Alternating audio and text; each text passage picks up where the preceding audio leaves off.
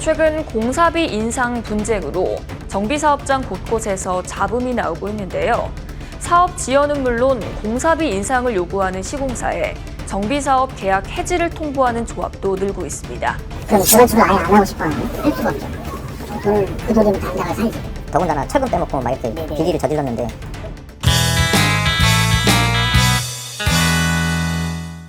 당신의 아파트는 안녕하십니까? 불편한 아파트를 편안한 아파트로 만들어드리는 탐사보도 법률자문 콘텐츠 불편한 아파트. 오늘은 최남영 기자와 박기태 변호사님이 함께해 주셨는데요. 최남영 기자, 오늘의 불편한 아파트는 어디일까요?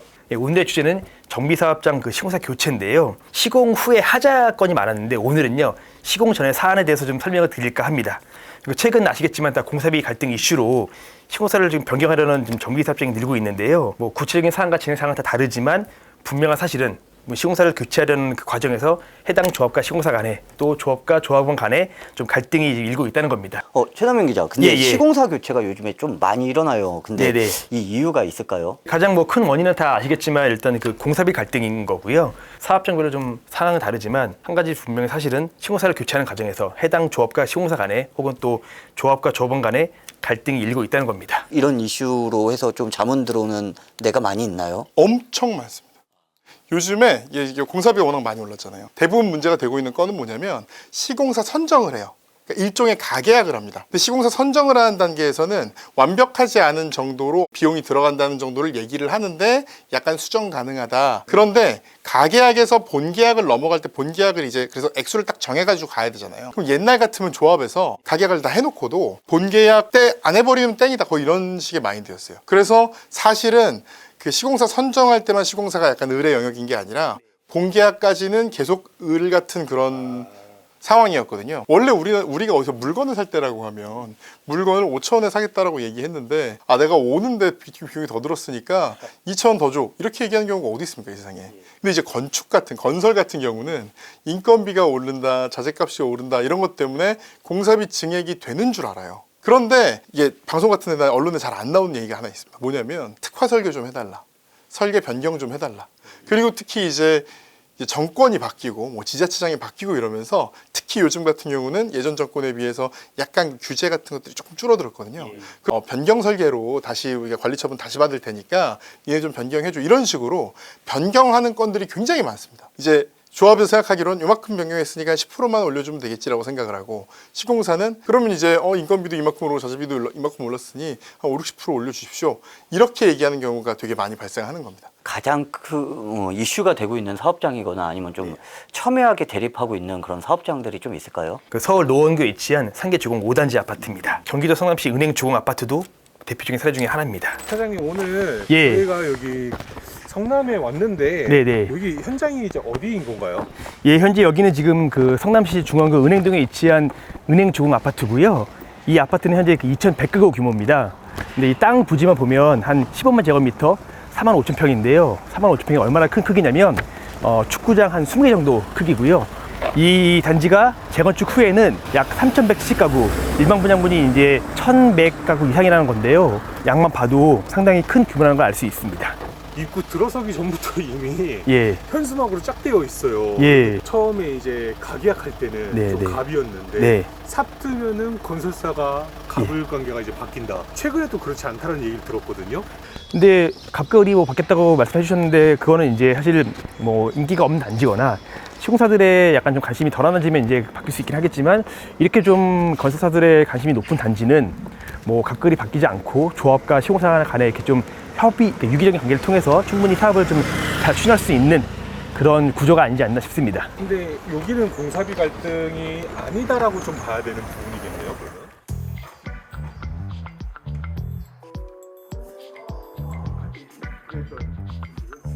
저희가 흔히 알고 있는 뭐 자재비라든지 인건비 이상 그런 이유를 이렇게 좀 요청한 겁니까? 뭐 일단은 인건비하고 자재비도 네. 올랐다고 하고 네. 그다음에 시공사적인 거는 이제 레미콘이 주말에 수급이 안 되고 네. 그다음에 중대재해법이 강화되고 네. 공사 기간도 46개월에서 53개월로 약 7개월간 늘릴 수밖에 없고 공사 금액도 그만큼 올려야 된다라고 네. 주장을 했는데 네. 그럼 과연 672만 원까지 올라가게 된 공사비에 대한 산출 내역이라든지 근거를 네네. 좀 제시를 해라. 네네. 그걸 토대로 해서 우리도 공사비를 검증해서 예. 그게 적정한 금액인지. 근데 이제 결과적으로는 시공사에서 그런 자료는 제공할 수 없다고 했었고, 착공 때 가서 이런 마감재들이 또 정해지게 되면 네. 또 요 공사비에서 또 한번 올라갈 수밖에 없는 구조가 되는 거죠. 왜냐면 여기에 어떤 마감재가 들어간지 우리는 알 수는 없어요. 기업의 이윤도 중요하지만 우선적으로 입주해야 되는 입주민들의 안전을 최우선을 하기 위해서 그렇죠. 예. 튼튼하게 잘 지어주시고, 네. 여기에 지금 GS건설은 지금 상계주공 5단지 재건축 사업 시행자와 정비사업위원장을 상대로 손해배상 소송을 제기한 상태입니다. 근데 자재비용을 금리 오르니까 이제 공단금을 갑자기 내라고 하니까 이 동네가 다 들썩들썩해요. 안 한다고. 그러면 재건축을 아예 안 하고 싶어 하는데 할 수가 없죠. 그 돈이면 다른 데 가서 살지.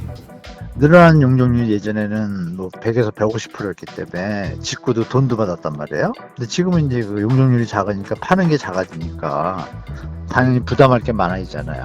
그러니까 예전에 기성세대들이 뭐 재건축은 봉이다 이런 얘기는 이제 믿으면 안 되죠. 계산 철저히 하셔야 돼요.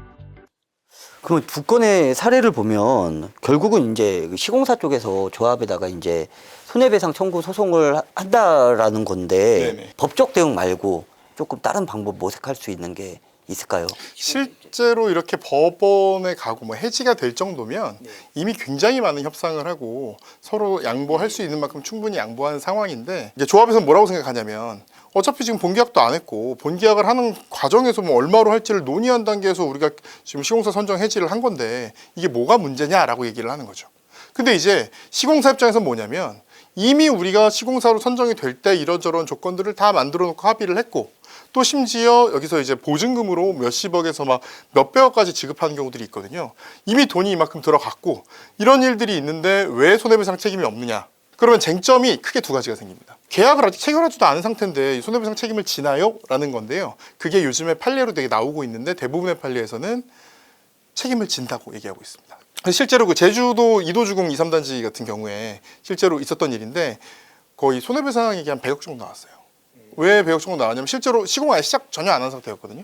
본계약을 체결해서 실제로 쭉 진행을 했으면 얻을 수 있는 이익, 이행이익이라고 하는데, 만약에 이행이 됐으면 얻을 수 있는 이익을 100억을 청구를 했고 실제로 그중에 한 70억 정도가 인정이 됐던 그런 사례고, 이런 일들이 지금 전국에서 굉장히 많이 벌어지고 있습니다. 또 다른 쟁점은 또 무엇이 있을까요? 그러면 결국 가계약만 해놓은 상태라고 해도 손해배상 책임이 있다라고 한다면, 그러면 누가 귀책으로 이게 계약이 깨졌냐, 이게 지금 중요한 거죠. 지금 아까 말씀드린 제주도 같은 사례는 뭐였냐면 조합이 자꾸 다른 걸 요구하는 거예요.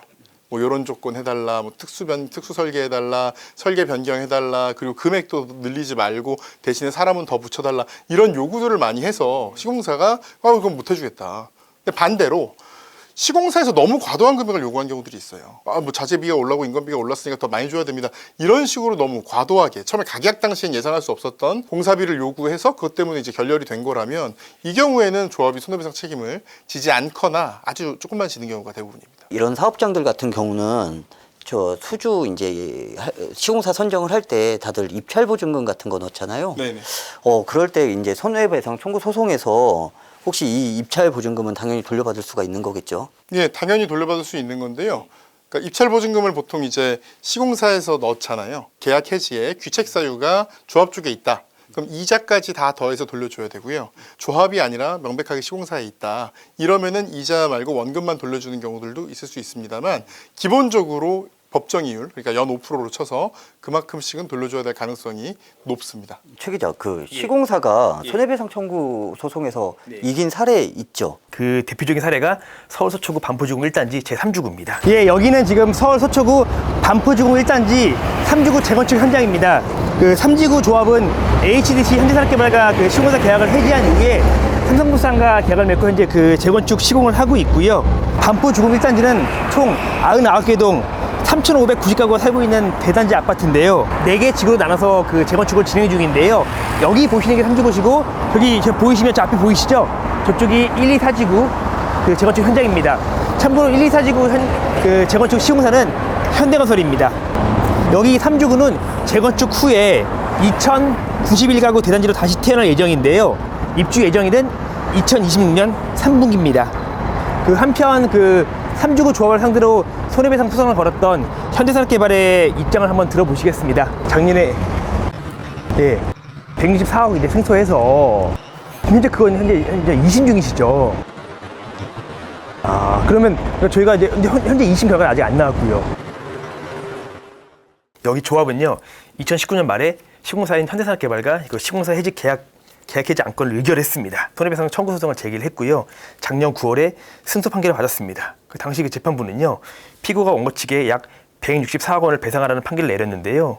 여기 현재 그 조합원이 총 1,490가구라는 점을 감안하면 조합원당 한 1,100만 원 정도를 물어줘야 하는 상황이 된 겁니다. 아니 이렇게 만약에 조합에서 소송을 졌어요. 이러면 이제 조합원들이 다 그 금액을 분담해서 내야 되는 건가요? 조합의 재산은 조합원들이 가지고 있는 그 지분만큼 공동으로 이제 소유를 하는 겁니다.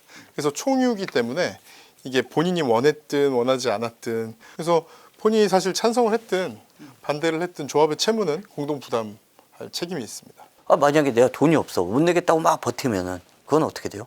이 경우는 사실 그 걱정은 별로 안 해도 되는 게 대부분 조합원이잖아요. 네. 그럼 이제 토지 지분이 있을 거 아니에요. 예. 그래서 그 재산이 있기 때문에 시공사가 조합을 상대로 돈을 받아오는 최후의 방식은 공사하고 있는 재건축 재개발하고 있는 이 부지를 가져오는 겁니다. 그러니까 경매에 나서게 되는 거죠. 경매에 나서서 이 경매에서 시공사가 그걸 낙찰받은 케이스들도 있습니다. 이제 뭐 조합 입장이거나 시공사 입장이거나 문제 없이 좀 넘기기 위해선 여러 가지 좀 살펴봐야 될 부분들이 있는데요.